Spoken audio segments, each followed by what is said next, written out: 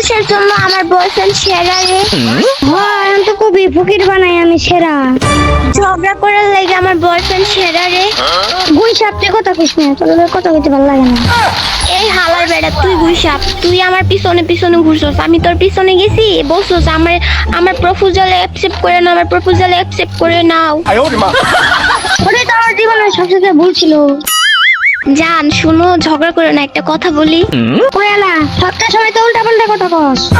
আচ্ছা শুনো, আইফোন কিনা দেওয়ার লাগে আমার বয়ফ্রেন্ড সেরা রে। এখন প্রত্যেক ভিখারি বানাই তোর শান্তি হয় না, এলা গুই সাপ আমার আর কি বেসরে আমার দিয়া। আচ্ছা তোর বাবার কোনো জায়গা জমি নাই, তোর আব্বারে কোস না। আমার বাপের লগে প্রেম করে আমার লগে করিস না যা। আমি তোর বাবার লোকে প্রেম করতে যাবো কেন? এই হালার বেড়া, আমি তোর সাথে প্রেম করি, তোর বাবার সাথে কেন প্রেম করতে যাবো? আমার কাছে তো কিছু নাই।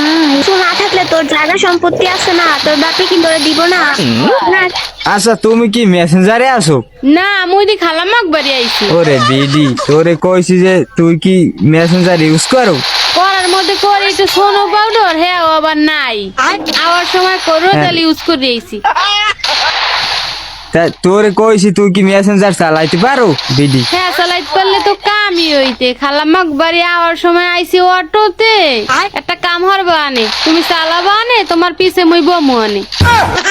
ওরে বিডি বিডি খাইছি তো